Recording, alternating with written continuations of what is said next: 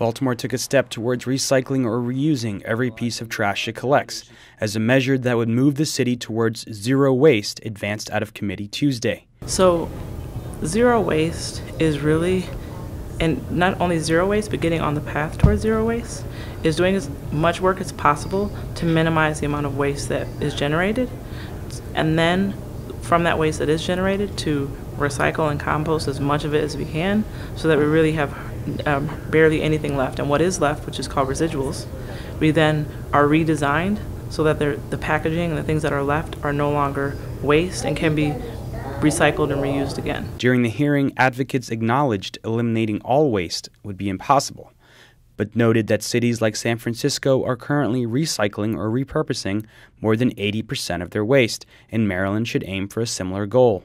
The committee advanced it to the full council without objections. The measure has 14 co-sponsors, and city agencies submitted reports in support. Among the supporters were national leaders like Destiny Watford. The Real News documented her efforts to defeat a proposed trash-burning incinerator in her South Baltimore neighborhood of Curtis Bay. She joined advocates who stressed incineration should not be considered zero waste. Putting the incinerator is one step of a much larger process. So it's not something that we know that we don't want, but then the question is, what do we do with our waste? The state of Maryland has a goal of reaching zero waste by 2040, but Watford and others like Ahmina Maxey say this must be reached without using incineration. They were in Baltimore for a national meeting of the Global Alliance for Incinerator Alternatives. Zero waste is such an important issue, especially in environmental justice communities that are already dealing with such a myriad of issues. You talk about jobs, you talk about education, you talk about a host of things. Zero waste can create jobs where they're needed. You can create 10 times the jobs within zero waste than you can within the traditional waste of landfilling or incineration. You improve the conditions for community folks. Say that if an incinerator closes, that community no longer has to deal with the air pollution impacts, right? The asthma that results as a result of that. So their health improves. You also have the benefit of economically, incinerators are they have the highest capital costs of any form of energy generation, even more than nuclear. And so you really save money as far as not investing in these dirty forms of energy that hurt your community. City agencies say they support the measure, including the Department of Public Works. One of the things about zero waste that's important is that we all have a responsibility to make it successful.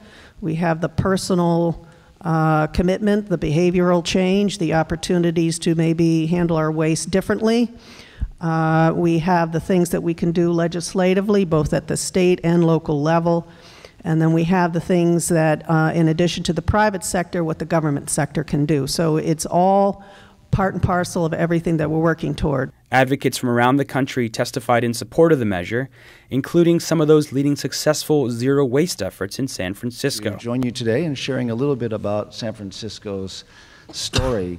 The message that I really want to give to you today is the basis of San Francisco's success and recognition as a sustainability leader is the critical importance and power of public policy to drive innovation and to drive the development of comprehensive programs, and in working with stakeholders to create the benefits that we can get through increased diversion and moving towards zero waste. We need both a top-down and bottom-up approach. We need top-down in terms of policy, initiatives, guidance, but we also need bottom-up in terms of universal support and participation in programs, neighborhood to neighborhood, and to provide leadership and models from all through the community. During public comment, activists spoke out against labeling trash incinerators as renewable energy, taking aim at the city's Bresco incinerator for releasing dangerous levels of pollutants and diverting recyclable or reusable refuse. We notice on your resolution that you have listed them as a waste-to-energy